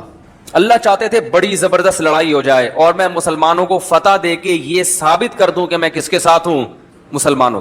اس سے پتہ یہ چلا کہ ہم اسباب کے مکلف ہیں, ہم نے اسباب سے ہٹ کے کام نہیں کرنا. لیکن اللہ بعض دفعہ معجزے کے طور پر ایسا کرا دیتا ہے جس کی کوئی لاجک نہیں ہوتی. اب ہو کیا رہا ہے کہ ہم نبی کی زندگی میں جو معجزے وارد ہوئے ہیں نا, ان معجزوں کو دیکھ کر ہم یہ سمجھتے ہیں کہ ہمارے ساتھ بھی کیا ہوں گے؟ معجزے. لہذا ہم فیصلے کرتے ہیں گراؤنڈ ریئلٹی کو دیکھے بغیر, اور کہتے ہیں چونکہ نبی 313 تھے اور وہ 1000 تھے تو ان کی مدد ہو گئی تھی بغیر ساز و سامان کے, تو ہماری بھی. یہ بہت بڑی غلطی ہے جو مسلمانوں میں آئی ہے. نبی کے اپنے جتنے فیصلے ہیں وہ تمام فیصلے گراؤنڈ ریئلٹی کو دیکھ کر ہیں, اور اللہ کے فیصلے کبھی گراؤنڈ ریئلٹی کے مطابق ہوتے ہیں, کبھی کیا ہوتے ہیں, ویسے ہی اللہ مدد کر دیتا ہے. تو جو اللہ کا کام ہے وہ اللہ پہ چھوڑ دیں, ہمارا جو کام ہے ہم اس کے ذمہ دار ہیں. نہیں یاری بات. اب دیکھو یہاں افراط و تفریط کیا ہوتا. نبی صلی اللہ علیہ وسلم اگر اس قافلے پہ حملہ نہ کرتے تو یہ بھی غلط تھا, کیونکہ صحابہ کے پاس کھانے کے لیے کچھ بھی نہیں. تو بھائی اللہ نے موقع دیا ہے, تمہارا دشمن ترنے والا بن کے یہاں سے جا رہا ہے تو حملہ کرو نا. اگر اس موقع پر اللہ پہ اعتماد کرتے, توکل کرتے کہ اللہ ہے کھلانے والا, اللہ ہے پلانے والا, ہم صرف اخلاق سے پیش آئیں گے ان دشمنوں کے ساتھ, تو یہ بھی اسباب سے ہٹ کر کام ہوتا کہ نہیں ہوتا.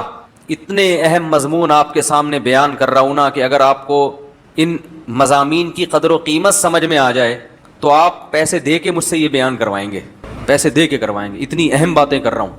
مجھے ان کی اہمیت کا اندازہ ہے, لیکن آپ کو اندازہ, آپ کے چہروں سے لگ رہا ہے کہ آپ کو اندازہ نہیں.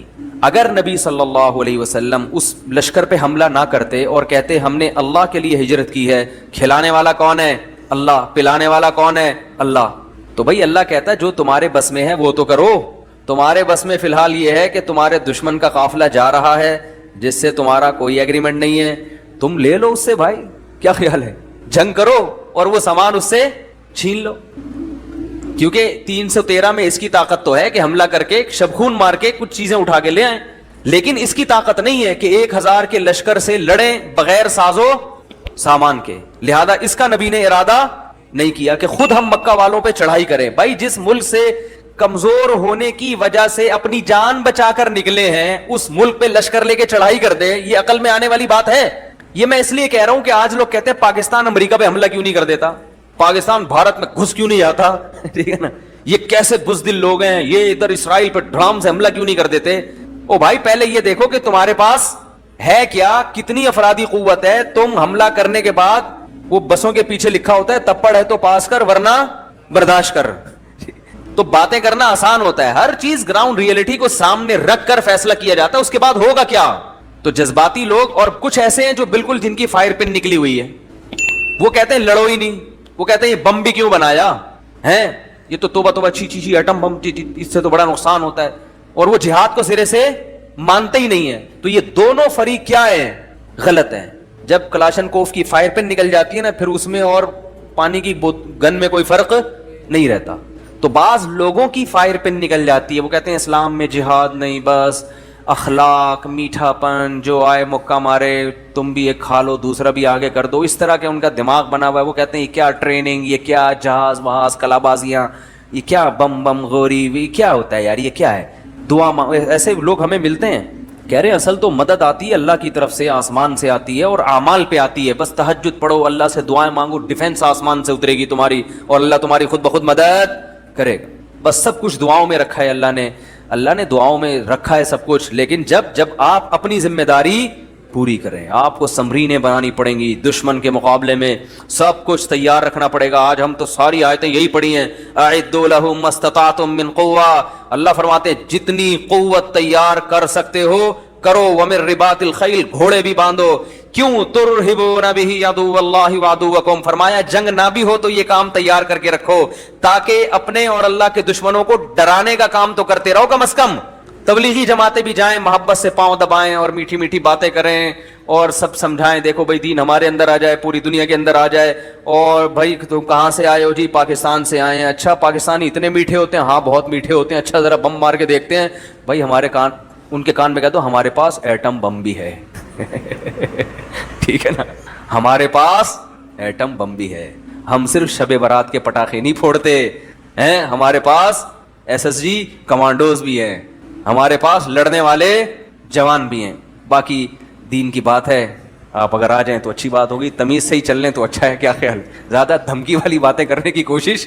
تو اللہ نے فرمایا ترہبون بہ, کیسی پیاری آیت ہے, ایسا مزہ آتا ہے یہ پڑھنے میں. ترہبون بہ, اس کے ذریعے تم ڈراؤ گے. حملہ نہ بھی کرو تو ڈرانے کا کام تو کرو نا. अदू अल्लाह व अदुवकुम, अल्लाह के दुश्मनों को भी डराओगे और अपने दुश्मनों को भी डराओगे। तो ये भी इस्लाम का एक रुख है।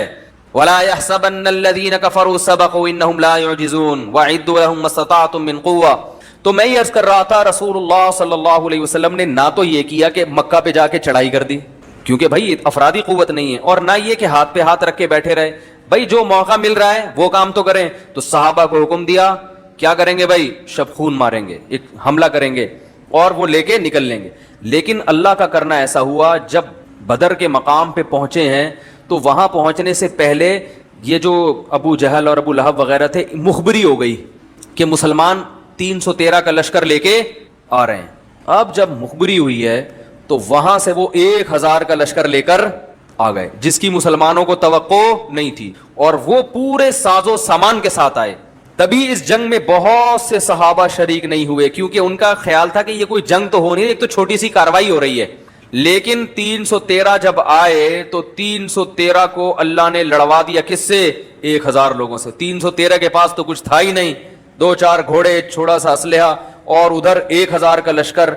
अब मुसलमानों के पास लड़ाई के अलावा कोई ऑप्शन था ही नहीं, क्योंकि वो तो आ गए थे ना, वो तो सर पे पहुंच चुके थे। अब मुसलमान परेशान। फिर इस मौके पर नबी सल्लल्लाहु अलैहि वसल्लम ने मुसल्ला बिछाया मैदान जंग में, और सजदे में जाके आपने बड़ी लंबी दुआ मांगी और अल्लाह से कहा कि अल्लाह ये थोड़े से लोग हैं, असबाब की दुनिया में तो शिकस्ती है, लेकिन अगर ये शहीद हो गए, लम तुअबद, ए अल्लाह फिर क़यामत तक जमीन पर तेरी इबादत नहीं होगी। ये भी आपके आखिरी नबी होने की दलील है। वो जर्मनी वाले कादियानी का फिर फोन आया था, वो बताऊंगा मैं आखिर में, याद दिलाना। वो कह रहा है यार आपने तो पूरा बयान कर दिया मेरे ऊपर। फिर एक और सवाल किया उसने, वो आज मैं करूंगा इंशाल्लाह। सुन रहा होता लगता है बयान, अल्लाह ईमान की तौफीक दे। तो क्या कह रहा था यार मैं, कहां से कहां। ऐ अल्लाह क़यामत तक तेरी इबादत नहीं, क्योंकि नबी को पता था मैं आखिरी नबी हूं और ये आखिरी सहाबा हैं, इसके बाद ना कोई सहाबी बनेगा और ना कोई पैगंबर। अगर यही मैदान जंग में शहीद हो गए तो अल्लाह मेरी तो 13-14 साल की कमाई है, ये 15 साल की, ये अगर कत्ल हो गए तो फिर तो क़यामत तक तेरी इबादत नहीं होगी। तो अल्लाह को इन चीजों का वास्ता देके अल्लाह से दुआ मांग रहे हैं, और बिल आखिर अल्लाह ने आसमान से फरिश्ते नाजिल किए, कुरान में आता है, और लड़ाई हुई है, और अल्लाह ने उन 313 को 1000 पर गलबा। बड़े बड़े अफराद उनके मारे गए, कुछ कैद हो गए, और बड़े बड़े सरदार कैद हो गए। तो उनमें आप सल्लल्लाहु अलैहि वसल्लम के रिश्तेदार, आपके चचाजाद, बड़े बड़े अरब। वो ज्यादा डिटेल में जाऊंगा तो फिर बात लंबी हो जाएगी, ये सूरत का खुलासा रह जाएगा। पहली जंग हुई है इस्लाम में, इसमें पहल किसने की, मुशरिकीन मक्का ने, बाकायदा जंग बना दिया इसको। जब फतह हुई है तो बहुत से सहाबा जो इस जंग में, क्योंकि इनके लोगों की अल्लाह ने बड़ी फजीलत बयान की कुरान में, और आप सल्लल्लाहु अलैहि वसल्लम ने इरशाद फरमाया कि जो बदर में लोग थे, इनके अल्लाह ने अगले पिछले सब गुनाहों को माफ कर दिया, लेकिन फिर भी वो गुनाहों से बचते थे। तो इसके बाद फिर गज़वा उहुद, फिर कुछ दिन बैठे तो उधर से फिर क्या शुरू, वो तो मुशरिकीन मक्का गए, उन्होंने बोला ये तो भाई हमारा बड़ा नुकसान हो गया, ये कमज़ोर होके हम पर गालिब आ गए, तो इसका हम बदला लेंगे। तो खालिद इब्न वलीद जो उस वक्त गैर मुस्लिम थे, और अबू सुफियान वो भी गैर मुस्लिम थे, ये इन दोनों की क़यादत में लश्कर चला है, और बहुत बड़ी तादाद लेके इन्होंने मदीना पर हमला करने का प्रोग्राम बनाया। ये हमले में भी पहल किसने की है, नबी ने पहल क्यों नहीं की, असबाब की दुनिया में लड़ने की ताकत नहीं थी, आपने फोकस किसको किया, दावत दावत दावत। यहां तक कि जो करीब में यहूदी कबाइल थे जिनसे खतरा था, उनसे भी आपने क्या किया, सुलह की, कि ना हम तुम्हें कुछ कहेंगे और ना तुम हमारे खिलाफ दुश्मन का साथ दोगे, ताकि अमन हो। इस्लाम में लड़ाई की तमन्ना नहीं है। नबी ने फरमाया ला ततमन्नौ लिक़ा अल अदु, दुश्मन से मुलाकात की तमन्ना मत करो। फ़इज़ा लक़ीतुम, लेकिन अगर मुलाकात हो जाए, फ़स्बिरू, तो सब्र से काम लो। वअलमू अन्नल जन्नता तहता ज़िलाल सुयूफ़, इसलिए कि जन्नत अल्लाह ने तलवारों के साए में रखी है। तो फिर क्या हुआ, फिर ग़ज़वा उहुद हुई, उसमें मशवरा हुआ, बड़ी लंबी वो उसकी तारीख़ है, मुख्तसर बता रहा हूँ। सहाबा कराम को पहली दफ़ा में तो फतह हो गई, मगर एक हुक्म की उदूली की वजह से एक जगह वो छोड़ दी, तो वहाँ से दुश्मन ने पलट के दोबारा हमला किया, और पहले बदर में उनके 70 आदमी कत्ल हुए थे, उसके बदले में इधर बड़े बड़े 70 सहाबा शहीद हो गए, और जीती हुई जंग मुसलमान हार गए, बहुत नुकसान हुआ। लेकिन मुशरिकीन जो चाहते थे ना, जो हदफ था, वो हदफ भी पूरा नहीं हुआ, क्योंकि ये शिकस्त खाने के बावजूद फिर इन्होंने हिम्मत की और दोबारा लड़ाई के लिए तैयार। तो जब खालिद इब्ने वलीद को पता चला कि दोबारा जंग के लिए तैयार हो गए हैं, तो वो लोग इनके हौसले को देखकर डर गए कि यार ये तो इतना कुछ होके भी लड़ने वाले हैं। तो फिर वो निकल लिए वहां से। उन्होंने कहा आफियत इसी में है कि बस जो जीत गए ना, बदला ले लिया ना, बस पतली गली से, पतली गली हर दौर में रही है, सही है ना, और पतली गली रखनी चाहिए, याद रखो। तो वो पतली गली से निकल ली। अब इस पर मुनाफिकीन ने बड़ा शोर मचाया। जो जिहाद इस लड़ाई में नहीं गए थे उन्होंने तो वैसी खुशियां मनाई ग़ज़वा उहद में कि देखो हम तो पहले ही कह रहे थे मौत को दावत दे रहे हो, इतना बड़ा लश्कर आ रहा है और ये थोड़े से लोग लड़ने जा रहे हैं। वो उसी वक्त से प्रोपेगेंडा करना शुरू। उसकी वजह से बहुत से जो नेक ईमान वाले लोग हैं वो भी प्रोपेगेंडे में आके उन्होंने भी इरादा किया कि हम भी नहीं जाते, क्योंकि जो प्रोपेगेंडा करने वाले लोग हैं ना, काना फूसी करने वाले, वो तुझे पता है क्यों जा, खैरियत तो है, अबे ये मरवाने वाले लोग हैं। आपने देखा होगा जब भी कोई अच्छी दावत चलती है ना, इस किस्म के शरपसंद हमेशा होते हैं। तो वो ऐसी बातें करने लगे, अबे ये तो जंग थोड़ी, लौला अलम क़ितालन, ये जंग होती तो हम इसमें जाते, ये जंग थोड़ी है, तो खुदकुशी है भाई। था भी तो मदीना के अंदर रह के डिफेंस कर लेते, बाहर जाके लड़ना, हम कमजोर हैं, ये तो खुदकुशी। ऐसी ऐसी बातें की कि एक सहाबा की एक जमात जो मोमिन थी उनका भी इरादा हो गया कि भाई वापस चलो। लेकिन फिर अल्लाह ने उनके दिलों को थामा और उनको फिर अल्लाह ने जंग में जाने की तौफीक दी, जिसका कुरान में अल्लाह ने जिक्र किया है कि उन पर शैतान को गालिब नहीं आने दी अल्लाह ताला ने। तो ये मुनाफिकीन खुशी से बगले बनाने लगे और कहने लगे देखो हम तो कह रहे थे नहीं जाओ, अच्छा हम भी बच गए, और ये लोग जो गए हैं शहीद हो गए और नुकसान हो गया, ज़ख्मी हो गए। तो उस पर अल्लाह ने कुरान में आयतें नाजिल की कि वला तहसबन्नल्लज़ीना क़ुतिलू फ़ी सबीलिल्लाहि अमवाता, ये जो शहीद हो गए हैं ना ये तुमसे बेहतर रहे हैं, ठीक है ना। इनको जो अल्लाह ने मकाम और दर्जात दिए हैं, और फिर अल्लाह ने कहा कि तुम अपने आप को मौत से बचा के दिखाओ, मरोगे तुम भी। और आज मर गए कि नहीं मर गए, कितने दिन जिंदा रह लिए। और अल्लाह ने फरमाया ईमान वालों ये ना कहा करो कि अगर वो ना जाता तो यूं हो जाता। अल्लाह मौत देता है, अल्लाह जिंदगी देता है। अल्लाह के रास्ते में कत्ल हो गए तो ये मौत बिस्तर की मौत से 1000 गुना बेहतर है। तो और बड़े बड़े किलों में भी अगर छुप जाओ ना, तो जिनकी मुकद्दर में मौत है, मौत उनको लाके पिछाड़ेगी। तो इसलिए मौत से नहीं डरना चाहिए, बिस्तर पे भी मौत आएगी और मैदान जंग में अल्लाह बचाने वाला होगा तो वहां भी बच जाएगा। तो इसलिए अल्लाह ने डराया कि मुसलमान को बताया कि मुसलमान मैदान जिहाद में मौत की वजह से पीछे नहीं रहता, ये तो मुनाफिकीन का काम है। फिर क्या हुआ, फिर जनाब वापस जब मुसलमान शिकस्त खा के आए हैं और मुनाफिकीन की ये और उल्टी सीधी बातें नबी बर्दाश्त करते रहे हैं, यहाँ भी नबी ने ये नहीं हुक्म दिया कि जितने मुनाफिकीन है लाइन में खड़ा करके गोली से उड़ा दो सबको। ये हमारे जज्बाती दीनदारों के ना ये जज्बात होते हैं, अबे मारा साले कहते हैं ना लोग। एक दफ़ा क्या हुआ, वो पुरानी वक्तों की बात है, तो बाबरी मस्जिद जब शहीद हुई थी ना, तो एक नौजवान बड़ा उछल रहा था, अबे इनको चाहिए कि चढ़ा दें फौज, हैं क्या करें। मैंने कहा भाई बाबरी मस्जिद शहीद होना तो बड़ा गलत हुआ और हुकूमत को एहतजाज भी करना चाहिए, जो कि हुकूमत नहीं कर रही, लेकिन फौज एकदम चढ़ा दें। और फिर मैंने कहा वहाँ से भी जहाज़ आएंगे, बम आएंगे, तो सबसे पहले कौन भागेगा। मैंने कहा आप भागोगे, क्योंकि अक्सर जो जज्बाती बातें करते, जो गरजते हैं वो बरसते। बोलो भाई फौज भागे ना भागे, हम भागे ना भागे, मुझे नहीं पता, लेकिन मैंने कहा सबसे पहले, क्योंकि हमारा मुशाहिदा है कि जो ज़्यादा बोलते हैं ना वो वक्त पर क्या हो जाते हैं। तो ये लफ्ज़ निकाल देना भाई, लिख लो। तो नबी सल्लल्लाहु अलैहि वसल्लम ने दूसरी जो लड़ाई हुई ना उहद, उसमें भी पहल किसने की, मुशरिकीन ने की। फिर ग़ज़वा अहज़ाब, ग़ज़वा अहज़ाब में क्या हुआ कि मुशरिकीन ने कहा कि चारों तरफ से कबाइल मिल के मदीना पे हमला करें। बहुत हो गया मजाक भाई, बदर में इतने मर गए, हमने जाके किया, तो अब तो ये बादशाहों को खुतूत लिख रहे हैं। उधर नबी सल्लल्लाहु अलैहि वसल्लम क्या कर रहे थे, बादशाहों के नाम खुतूत, ये भाई ये तो बादशाहों को खुतूत लिखना शुरू कर दिया इन्होंने, तो अब तो बस ऐसा काम हो जाए कि आर या पार। तो अहज़ाब, जिसका ग़ज़वा अहज़ाब में तज़किरा है, बहुत सारे लश्कर, बहुत सारे कबीलों ने इरादा किया चारों तरफ से मदीना पे टूट पड़ेंगे। यहां भी नबी ने ये नहीं कहा कि कोई बात नहीं घुस जाएंगे हम लोग भी, मदद कहां से आएगी, आसमान से। साहबा को दिया कोई लेकर लाओ, बस मशवरा किया, इस्तिखारा भी नहीं निकाला कि भाई इस्तिखारा निकालते हैं जो आएगा वो, ना ना ना भाई, ग्राउंड रियलिटी को देखकर क्या करो। इस्तिखारे में कोई अल्लाह की तरफ से मशवरा नहीं आता। अल्लाह अगर खुद मशवरा देता तो फिर हमें ये ना कहता कि आपस के काम मशवरे से किया करो।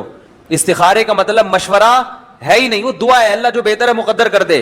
करना वही है जो अपनी खोपड़ी में आ रहा है, और खोपड़ी में लाने के लिए मशवरा लेना जरूर। मशवरे के बगैर अगर खोपड़ी में कुछ आ रहा है तो गलत है, क्योंकि आपने उसके माहिरीन से मशवरा लिया ही नहीं, तो आप दुरुस्त फैसले तक कैसे पहुंचोगे भाई।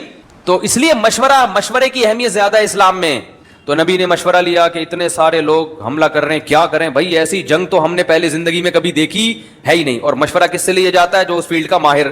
تو آپ نے کہا بھائی کوئی ہے, سلمان فارسی جو پرشین تھے, فارسی بان تھے, انہوں نے کہا یا رسول اللہ ہم لوگ ان جنگوں کے عادی ہیں, ہمارے ہاں ایسا ہوتا رہا. ایران میں مل کے قبائل حملہ کرتے تھے, تو آپ نے فرمایا کیا کرتے ہو تم لوگ؟ فرمایا یا رسول اللہ ہم شہر کے چاروں طرف خندقیں کھودتے ہیں تاکہ وہ اس خندق کو پار کر کے نہ آ سکے. اب بڑا مشکل کام بھائی, مدینہ کے چاروں طرف خندق کھودنا, اور اتنی بڑی بڑی خندقیں کہ دشمن کے گھوڑے ان کو پار نہ کر سکے. لیکن اس کے علاوہ کوئی آپشن مسلمانوں کے پاس نہیں تھا. میں پھر بولوں گا نا, بولو نا بھائی, پھر بولو گے کیا تو خود ہی بول لو, جملہ مکمل کر لو. اس کے علاوہ کوئی آپشن نہیں تھا. ہم ہوتے تو کیا کرتے؟ بھائی اتنی محنت والا کام ہے تو اب سب مل کے وظیفے میں لگ جاؤ, کیونکہ یہ تو پاسبل ہی نہیں ہے خندقیں کھودو یار, یہ کوئی مذاق ہے ہیں؟ یا پھر ایسے ہی نکل لو, دیکھیں گے اللہ مدد کرے گا, اور جو ہے وہ بس آؤ میدان میں آ جاؤ. جہاد کام ہے میچور لوگوں کا, سنجیدہ لوگوں کا, جذباتی لوگوں کا کام جہاد نہیں ہے. ہاں بزدل نہ ہو, بعض بزدل ہونے کی وجہ سے ایسی مصلحت پسندی کا شکار ہو جاتے ہیں کہ بزدلی پہ اتر آتے ہیں. بزدلی الگ چیز ہے, حکمت عملی الگ چیز ہے. سمجھ رہے ہو؟ جو ہمارے ہاں حکمت عملی سے چلتا ہے اس کو لوگ بزدل سمجھتے ہیں, حالانکہ وہ بزدلی نہیں ہے. اگر حکمت عملی بزدلی ہوتی تو صلح حدیبیہ میں معاذ اللہ پھر تو صحابہ معاذ اللہ سارے بزدل ہو گئے. صلح حدیبیہ میں تو ساری شرطیں کس کی مانی ہیں؟ مشرکین کی مانی ہیں, کہ بھائی کوئی بات نہیں, وہ طاقتور ہیں ہم کمزور ہیں. اور یہ 1400 صحابہ نے موت پر بیعت بھی لے لی ہے, لیکن اگر یہ 1400 شہید ہی ہو گئے تو بچے گا کیا ہمارے پاس؟ وہ بھائی ابھی آ رہا ہوں میں صلح حدیبیہ پہ, پہلے یہ مکمل کر لوں. تو غزوہ احزاب ہوئی, چاروں طرف سے لشکر, اور نبی نے خندقیں کھود کھود کے اتنے صحابہ بھوک سے نڈال. ایک تو مدینہ ویسے ہی معاشی لحاظ سے انتہائی قسمہ پرسی کی حالت میں, اوپر سے جب سارے کمانے والے خندقیں کھودنے میں لگ جائیں گے تو روٹی اور بھوک کا مسئلہ کھڑا ہوگا. لیکن آپشن نہیں تھا اس کے علاوہ. گراؤنڈ ریئلٹی کہہ رہی تھی کہ بھائی یہی کرو گے ورنہ اس سے بھی جاؤ گے. کہا کوئی بات نہیں, یہ کریں گے. کیسی محنت کی. چربی, پرانی چربیوں کبھی ملتی تھی اس سے کھایا کرتے تھے. خوراک ختم ہو گئی, صحابہ بھوک سے بے ہوش ہونے لگے, نڈھال ہو گئے. پیٹ کو جو ہے نا کمر سے لگانے کے لیے جب پیٹ خالی ہوتا ہے نا تو اس میں وہ خالی پن کا احساس زیادہ ہوتا ہے, جب اس کو اندر کی طرف دبائیں تو وہ خالی پن کا احساس ذرا کم ہو جاتا ہے. بھوک سے نڈھال صحابہ نبی کے پاس آئے, یا رسول اللہ حالت ایسی ہو گئی ہے, کمر پہ پتھر, ہم نے پیٹ پہ پتھر باندھے میں. آپ نے اپنے جو ہے نا وہ کپڑے کو ہٹایا, کرتے کو ہٹایا, فرمایا اور دکھایا کہ میرے پیٹ پہ کتنے ہیں, 2 پتھر بندھے میں. لیکن کوئی آپشن نہیں تھا. اور اس موقع پر کھدائی کے دوران پتھر پہ آپ کا کیا کدال لگا, اور آپ نے فرمایا میں روم اور فارس کے کنگن دیکھ رہا ہوں. یعنی اللہ کی طرف سے ایسی مدد ہونے والی ہے کہ ابھی تو ہماری حالت یہ ہے. ان قریب روم اور فارس کی جو سلطنتیں تھیں اس وقت ایسی جیسے رشیا اور امریکہ, اس سے بھی طاقتور جو اس زمانے کے لحاظ سے. 1000 سال سے حکومت بنی ہوئی تھی ان کی, اور دنیا کی کوئی طاقت رومن امپائر کو گرا نہیں سکی تھی. اور یہ کمزور جو ابھی اپنے دفاع میں لگے ہوئے ہیں, اور نبی ان کو بشارتیں دے رہے ہیں کہ اسی طرح استقامت سے ڈٹے رہو. ان قریب روم اور فارس کے بادشاہوں کے جو کنگن ہیں وہ تمہارے ہاتھ میں, وہ تمہاری ملکیت میں آنے والے ہیں. اور حضرت عمر کا دور تھا اور مسجد نبوی میں سونے چاندی کے ڈھیر لگے ہوتے تھے, ہیں سونے چاندی کے, کیسے اللہ نے وعدہ. لیکن انہوں نے اپنا کام پورا کیا. آج ہمارے یہاں کوئی صوفی ہے تو صوفی وہ ذکر اذکار میں, اور وہ ادھر آتا ہی نہیں ہے. اور اگر کوئی جہاد کی طرف جاتا ہے, آرمی میں جائے گا, کوئی بڑا آفیسر بنے گا, تو وہ اتنا لبرل ہو جاتا ہے کہ مذہب سے اس کو تعلق رہتا ہی نہیں. روزے بھی چھوٹ رہے ہیں, نمازیں بھی چھوٹ رہی ہیں. تو بھائی دونوں چیزیں ضروری ہیں. تو پھر کیا بنا, پھر اللہ کی طرف سے معجزے ظاہر ہوئے. وہ مشہور واقعہ ہے کہ وہ ہانڈی میں ڈھکن ہٹایا نہیں اور وہ نکالتے جا رہے ہیں اور صحابہ پیٹ بھر بھر کے. تو معجزے ایسے موقع پر ہوتے ہیں کہ جب اپنا کام کریں. آج بھی میں نے دیکھا ہے بعض لوگ کیا کرتے ہیں, ڈھکن نہیں ہٹاتے. میں نے دیکھا ہے وہ کہنا ڈھکن نہیں ہٹاؤ, بس یہاں سے نکالتے رہو. تو بھائی وہ پہلے یہ کام کرو, پھر جا کے معجزے اور کرامتیں ظاہر ہوتی ہیں. خام خا کے ڈھکن سے ڈھکن ہٹا لیا کرو, کچھ نہیں ہوتا. تو وہ کہتے نہیں ڈھکن نہیں ہٹانا, نکالتے رہو. اس سے اندازہ ہی نہیں ہوتا کس کو کتنی بوٹیاں, باقی پیچھے کتنی بوٹیاں رہ گئی ہیں. ایک پلیٹ میں سارا آ گیا, پیچھے کچھ بچا, وہ کہنے دیکھنا نہیں ہے. تو خیر ہو سکتا ہے اس کی کوئی لاجک ہو ہماری سمجھ میں نہ آتی ہو. تو پھر اللہ تعالیٰ نے ایسا طوفان بھیجا کہ ان کے خیمے اکھڑنا شروع کی. بہت عرب وقت ہو گیا تھا نا, وہ بھی تو ایک حد تک گھیراؤ کر کے بیٹھ سکتے ہیں, بیٹھے انہوں نے کہا یار یہ نہ وہاں جا سکتے ہیں نہ وہ یہاں سکتے ہیں. اور پھر وہ طوفان آیا, وہ ایسی جگہ پر تھے کہ ان کے خیمے اکھڑنے لگے. بالآخر وہ پریشان ہو کر انہوں نے ارادہ کیا بھائی واپس پتلی گلی سے نکلو. اس جنگ کے بعد نبی نے اعلان کیا کہ اب وہ کبھی پہل کرنے کے قابل نہیں ہوں گے. اب اگر پہل کرے گا تو کون کریں گے؟ ہم کریں گے. اب ان میں اتنا دم نہیں ہے, سمجھ رہے. تو صلح حدیبیہ بھی ہوئی اس دوران, پھر اس میں بھی آپ صلی اللہ علیہ وسلم نے جنگ کو ٹالا. حالانکہ 1400 صحابہ موت پر بیعت کر چکے تھے, لیکن آپ نے اس لیے کہ بھئی یہ موت پر بیعت کر تو لیے لیکن دشمن طاقتور ہے, اگر یہ شہید ہو گئے تو میرا تو سارا سرمایہ ختم ہو جائے گا. پھر آپ صلی اللہ علیہ وسلم کے پاس جب دعوت بہت پھیل چکی, بہت لوگ مسلمان ہو گئے, پھر آپ صلی اللہ علیہ وسلم نے ارادہ کیا اب ہم مکہ پہ کیا کریں گے؟ چڑھائی. کوئی ایگریمنٹ تو تھا نہیں. تو پھر آپ صلی اللہ علیہ وسلم رمضان میں 10,000 کا لشکر لے کے چلے ہیں مکہ پہ چڑھائی کرنے, اور بڑی شان سے. اور آپ صلی اللہ علیہ وسلم نے خود لوہے کی ٹوپی پہنی ہوئی تھی. آج اگر کوئی باڈی گارڈ رکھ لے تو لوگ اس کو کیا کہتے ہیں؟ اس کا اللہ پہ توکل, بولو نا, نہیں, یہ تو موت سے ڈرتا ہے. تو نبی کو کیا ضرورت تھی جنگی ٹوپی پہننے کی؟ ارے اسی لیے پہنی تھی نا کہ تاکہ کوئی لڑائی ہو تو تلوار اثر نہ کرے, حفاظت کے لیے پہنی تھی نا. تو پتہ یہ چلا کہ حفاظتی تدبیر اختیار کرنا توکل کے خلاف نہیں ہے. گارڈ بھی علماء کے پاس, یا کوئی بھی آدمی ایسا ہے جس کی جان کو خطرہ ہے اس کے پاس گارڈ بھی ہونے چاہیے اور سیکیورٹی کا پورا انتظام بھی ہونا چاہیے. تو ہمارے نبی نے لوہے کی ٹوپی پہن, کیا خوبصورت منظر ہوگا کہ وہ جنگی ٹوپی پہن کر آپ صلی اللہ علیہ وسلم جو رحمت للعالمین ہے, اور گھوڑے کی پشت پہ سوار ہو کر اور تلوار اور تیر اور زرہ ہاتھ میں لے کر اپنی فوج کی کمانڈ کرتے ہوئے, سرور دو عالم سید الانبیاء کمانڈ کرتے ہوئے کہاں جا رہے ہیں؟ مکہ میں جنگ کرنے کے لیے. چونکہ مسافر تھے, بہت سے صحابہ نے روزہ رکھ لیا, اور روزہ رکھ کے حالت یہ ہو گئی کہ بے ہوشی کی کیفیت ہونے لگی. عصر کا وقت جب تھا نا تو آپ نے صحابہ کو حکم دیا کہ روزہ توڑ دو. یہ بھی کیا اسباب اختیار کیے جا رہے ہیں نا. حالانکہ خود آپ نے فرمایا جہاد میں ایک دن کا روزہ 1 سال کے روزے کے برابر ہے. ہمارے فوجیوں کو چاہیے کہ میدان جہاد میں جب بارڈر پہ ہوتے ہیں روزہ رکھا کریں, 1 دن کا روزہ 1 سال. لیکن اگر اس روزے کی وجہ سے یہ ڈر ہے کہ شکست ہو جائے گی, پھر روزہ رکھنا افضل نہیں ہے. تبھی نبی نے صحابہ کو, کیونکہ مسافر بھی تھے, مسافر کو تو ویسے ہی چھوٹ ہے, تو آپ صلی اللہ علیہ وسلم نے صحابہ کو حکم دیا روزہ توڑ دو. کیونکہ یہ کنڈیشن اگر ہے, اگر ہم دفاع کیسے کریں گے بھائی؟ ابے کیا ہو گیا؟ دیکھو آپ یہ بھی تو سوچ سکتے تھے کہ کوئی بات نہیں, میں تو پیغمبر اور تم صحابہ, میں تو سرور کائنات ہوں, میری بھی اللہ مدد نہیں کرے گا تو کس کی مدد کرے گا؟ لہذا روزہ رکھیں گے, تقوی کی بیس پہ لڑائی ہوگی. بھائی گراؤنڈ ریئلٹی کو دیکھنا ہے. اللہ نے سفر میں اجازت دی ہے روزہ چھوڑنے کی, تو آج ہم اس اجازت سے فائدہ اٹھائیں گے, کیونکہ اگر کمزور رہ گئے تو دشمن ہمیں کھا جائے گا, کھا سکتا ہے. تو اس لیے آپ نے صحابہ کو حکم دیا روزہ توڑ دو. خود بھی آپ نے پانی پیا. بہت سے صحابہ نے روزہ نہیں توڑا کہ بھئی یہ تو نبی ہمیں ہماری صحت کا خیال رکھ کے اور محبت میں ایسا کر رہے ہیں, نبی بار بار حکم دے رہے توڑ دو. بعض نے پھر بھی نہیں توڑا اور وقت پر افطار کیا. تو آپ نے فرمایا آج روزہ توڑنے والے روزہ رکھنے والوں سے زیادہ اجر پا گئے ہیں. آج جنہوں نے روزہ توڑا ان کو اجر زیادہ ملا, جنہوں نے رکھا ان کو اجر کم. کیوں؟ جنہوں نے توڑا انہوں نے نبی کی اطاعت. اس سے ایک اور مسئلہ پتہ چلا کہ ہمیں شریعت کو فالو کرنا ہے, چاہے اس میں ہماری آسانی ہو یا ہماری مشکل. بعض شریعت میں ایسے کام ہیں کہ وہ ہیں بھی مزیدار اور شریعت میں ان کی ترغیب بھی ہے. تو بعض لوگ کہتے ہیں یہ تو چونکہ عیاشی ہے. تو اب دیکھو افطار میں جلدی کا حکم ہے نا, حالانکہ مجاہدہ کس میں ہے کہ دیر سے افطار کریں. اب آپ جو صبر کر کے دیر سے افطار کریں اور جو کہیں نہیں میں تو ابھی فوراً افطار کروں گا, تو ثواب کس کو ملے گا؟ ہے بھائی فوراً افطار کرنے والے. بغیر سحری کے روزہ رکھنا زیادہ مشکل ہے نا, اور سحری کے ساتھ آسان ہے, لیکن ثواب زیادہ کس میں ہے؟ سحری میں. سحری کے ساتھ روزہ رکھو. تو اپنے آپ کو ایسی مشکلات میں ڈالنا جس کا شریعت نے حکم نہیں دیا ہے, اس سے کوئی ثواب نہیں ملتا. اسی میں 4 شادیاں